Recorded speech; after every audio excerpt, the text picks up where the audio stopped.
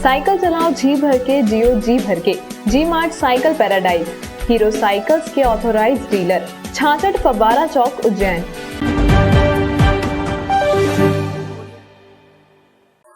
नमस्कार, जय श्री महाकाल। आप देख रहे हैं न्यूज मॉर्निंग और मैं हूं आपके साथ श्रद्धा पंचोरी। आइए नजर डालते हैं न्यूज मॉर्निंग बुलेटिन की कुछ खास खबरों पर।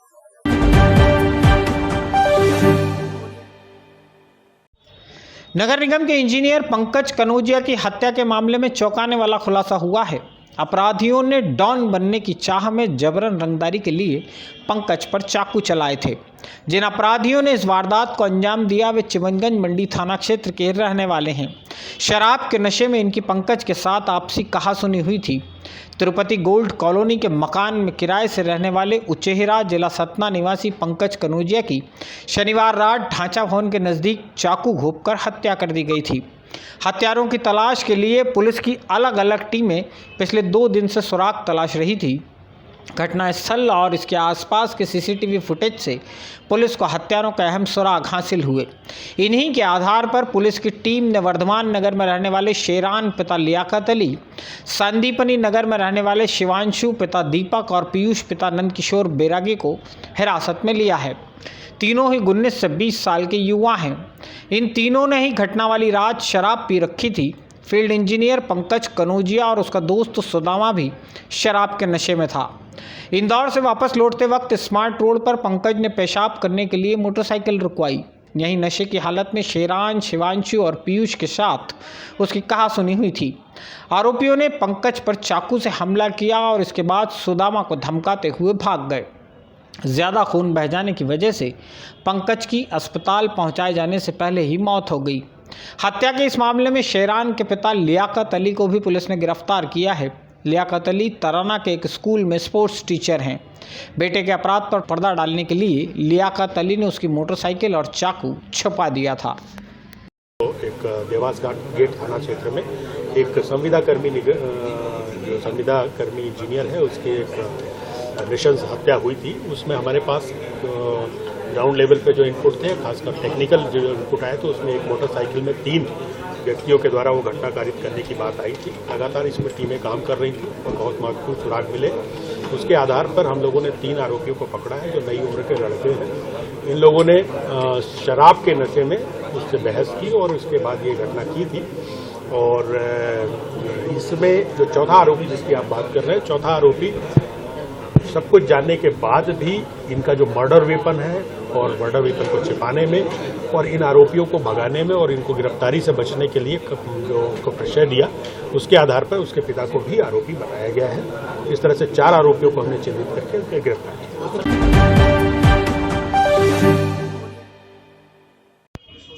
नीलगंगा पुलिस की टीम ने राजीव रत्न मल्टी के पास से 2 युवकों को गिरफ्तार कर 13 ग्राम स्मैक और 30 ग्राम चरस बरामद की है। गिरफ्तार किए गए आरोपियों के नाम अमान पिता मोहम्मद जागीर और प्रीतम पिता मदन लाल है। दोनों ही कोट मोहल्ला क्षेत्र के रहने वाले हैं। ये लोग तस्करों के लिए काम किया करते थे। पुलिस द्वारा की गई पूछताछ में एक तस्कर के नाम का भी खुलासा हुआ है। संभवतः गुरुवार तक उसे भी गिरफ्तार किया जा सकता है। इस घटनाक्रम में एक बात गौर करने लायक है, पिछले 2 महीने में शहर में जितने भी नशे के सौदागर गिरफ्तार किए गए हैं, भले ही वे किसी भी थाना क्षेत्र के हों, लेकिन पकड़े नीलगंगा थाना क्षेत्र में गए हैं। थाना नीलगंगा क्षेत्र में 2 आरोपी पकड़े गए हैं जिनके कब्जे से हमने 13 ग्राम स्मैक और 30 ग्राम चरस बरामद की है। जैसा कि आप लोग जानते हैं कि 13 नवंबर को हम लोगों ने राजस्थान का जो 2 आरोपी हैं उनको पकड़ा था। जो नशे का कारोबार उज्जैन में जो उनका नेटवर्क है, उससे काफ़ी महत्वपूर्ण सूचनाएं प्राप्त हुई थी। उस दौरान 56 ग्राम स्मैक पकड़ी गई थी। उसी के आधार पर हमारा जो नेटवर्क के अंदर की जो इन्फॉर्मेशन मिली है, ये कार्रवाइयाँ चल रही हैं। अभी तक हमने इसमें टोटल 34 प्रकरण इस पूरे अभियान में बनाए हैं और 34 प्रकरणों में हमारे लगभग 248 kg गांजा, 240 gram smack, 100 gram brown sugar और 30 ग्राम चरस, इस तरह से लगभग इसका जो मार्केट मूल्य है लगभग 1 करोड़ के आसपास का है किया है। 70 आरोपी इसमें अभी तक बनाए गए हैं और ये कार्रवाई हमारे पास जो इनपुट है उसके आधार पर लगातार चलती रहेगी।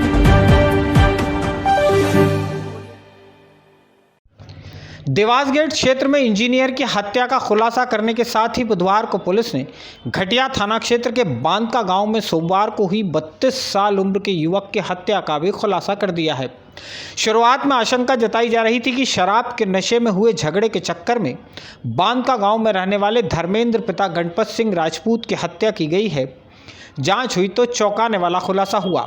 धर्मेंद्र की लाश के पास फपक फपक कर रोने वाला उसका छोटा भाई अर्जुन ही उसका हत्यारा निकला है। अर्जुन ने अपने खेत के हाली के साथ मिलकर हत्या की साजिश रची। धर्मेंद्र को फ़ोन कर खेत पर बुलाया और यहां कुल्हाड़ी व फावड़े से उसकी हत्या कर डाली। पुलिस को पता चला है कि धर्मेंद्र राजपूत शराब के नशे में अक्सर परिवार के लोगों यहाँ तक कि माता पिता के साथ भी मारपीट किया करता था। अर्जुन उसकी इन हरकतों से तंग आ चुका था।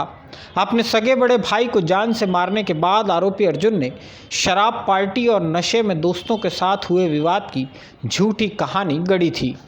लगभग 36 घंटे पहले का घटनाक्रम है। 22 तारीख और 23 तारीख की दरमियानी रात को जो घटिया थाना के बांदका गांव में एक रक्त रंजित लाश मिली थी। 32 साल का युवक था जो सवेरे शराब पी रहा था और शराब पी के निकला था। तो घटना को जो परिस्थितियां थी उसको देखने से स्पष्ट हो रहा था कि कहीं न कहीं इसमें आसपास के ही और घर परिवार का ही मामला है। और पूछताछ की गई तो पूछताछ में उसके छोटे भाई और उसके छोटे भाई के हाली ने दोनों ने मिलकर ये घटना कारित की है। दोनों को गिरफ्तार किया गया। पूछताछ में यह स्पष्ट हुआ है कि ये जो घटना है मूलतः जो मृतक है ये शराब पीने का आदी था और अपने घर में अपने माता पिता भाई इवन पत्नी के साथ लगभग डेली बेसिस पे मारपीट करता था। घटना के एक दिन पहले भी उसने अपने पिता और माता के साथ इस तरह का व्यवहार किया था जिससे रुष्ट होकर उसके छोटे भाई ने घटना की।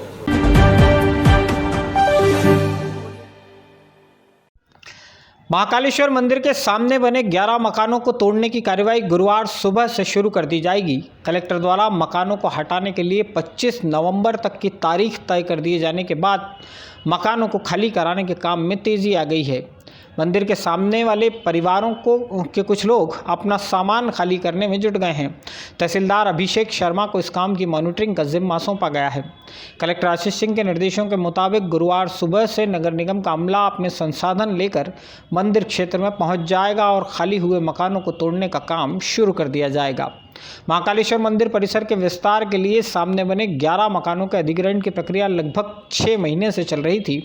राजस्व विभाग ने इन मकानों के अधिग्रहण के लिए लगभग 12 करोड़ रुपए की मुआवजा राशि निर्धारित की है। 3 मकानों के मालिकों को मुआवजा रकम सौंप भी दी गई है। गुरुवार से ही त्रिवेणी संग्रहालय से चारधाम मंदिर तक की रोड को भी 24 मीटर चौड़ा करने के लिए कार्रवाई शुरू कर दी जाएगी। इस रोड पर 9 मकानों को तोड़ा जाना है। देखिए, जो आगे के 11 मकान थे जिनका अधिग्रहण हमारे द्वारा किया गया है उसमें लगभग 12 करोड़ का मुआवजा बना है। कुछ लोगों को मुआवजा दिया भी जा चुका है जिन्होंने पैन कार्ड दिए हैं या जिनका कोर्ट केस नहीं चल रहा है। इसके अलावा त्रिवेणी संग्रहालय से चारधाम की जो रोड है उसको जो हम लोग चौड़ीकरण कर रहे हैं 24 मीटर कर रहे हैं, वहाँ के लिए भी मुआवजा वितरित हो चुका है। अब इन दोनों जगहों पर जो मकान हटाने की कार्रवाई है वो हमारे द्वारा कल से प्रारंभ करी जाएगी। मैं वहाँ के जितने भी रहवासी हैं, चूँकि अगर आपको मुआवजा नहीं मिला है तो आप अगर पैन कार्ड दे देंगे तो तत्काल उसी दिन आपको मुआवजा मिल जाएगा। लेकिन चूँकि हमारे प्रोजेक्ट डिले हो रहे हैं इसीलिए हम लोग कल से उनको हटाने की कार्रवाई करेंगे।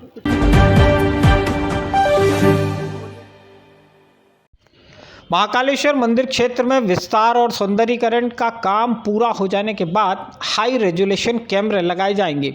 तकनीक की मदद से मंदिर प्रशासन मंदिर क्षेत्र में मौजूद दर्शनार्थियों की गिनती भी कर सकेगा। त्यौहार के दिनों में इससे भीड़ प्रबंधन में मदद मिलेगी। कलेक्टर ने स्मार्ट सिटी कंपनी के अधिकारियों को मंदिर क्षेत्र में आधुनिक तकनीक से लैस कैमरे लगाने का प्रस्ताव तैयार करने को कहा है। मंगलवार को कलेक्टर आशीष सिंह की अध्यक्षता में आयोजित हुई स्मार्ट सिटी कंपनी की बोर्ड बैठक में महाराजवाड़ा भवन को हेरिटेज धर्मशाला बनाने और रामघाट के सौंदर्यीकरण के प्रस्तावों को भी स्वीकृति दी गई है। बैठक में रुद्र सागर के जीर्णोद्धार के लिए 17 करोड़ 83 लाख रुपए के विकास कार्यों की मंजूरी दी गई। स्मार्ट सिटी कंपनी महाराजवाड़ा परिसर को हेरिटेज धर्मशाला बनाने पर पहले चरण में 15 करोड़ 90 लाख और दूसरे चरण में 7 करोड़ 14 लाख रुपए खर्च करेगी। इसके अलावा रामघाट और घाट के मंदिरों के जीर्णोद्धार के लिए रामघाट पर बाउंड्री वाल पेंटिंग पर 15 करोड़ 67 लाख रुपए खर्च किए जाने के प्रस्ताव को भी बोर्ड बैठक में मंजूरी दी गई है। स्मार्ट सिटी कंपनी की बोर्ड बैठक में महाराजवाड़ा क्रमांक 2 के वर्तमान भवन की जगह बेसमेंट पार्किंग और हॉकर्स जोन बनाने के लिए 24 करोड़ 82 लाख रुपए के विकास कार्यों को मंजूरी दी गई। इसके साथ ही तारामंडल पर 3D रेजोल्यूशन सिस्टम अपग्रेड होगा। इस काम पर 8 करोड़ रुपए खर्च के प्रस्ताव को मंजूरी मिली है। Smart city company Vikram university के म्यूजियम के जीर्णोद्धार और नज़दीक ही नया भवन बनाने के लिए भी 8 करोड़ 48 लाख रुपए खर्च करेगी।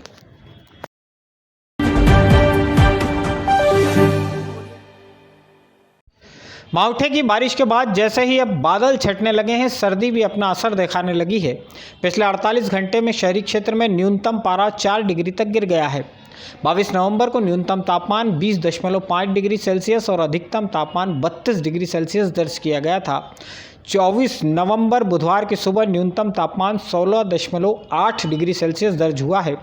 बादलों की वजह से मौसम में गर्माहट बनी हुई थी। मौसम विज्ञानियों के मुताबिक मौसम साफ रहा तो आने वाले दिनों में न्यूनतम तापमान में और भी गिरावट दर्ज होगी। न्यूज मालवा की बुलेटिन में फिलहाल इतना ही। न्यूज मालवा को लाइक और शेयर करना ना भूलें। साथ ही अपने सुझाव कमेंट बॉक्स में जरूर लिखें। तो आज के फिलहाल इतना ही। जय श्री महाकाल।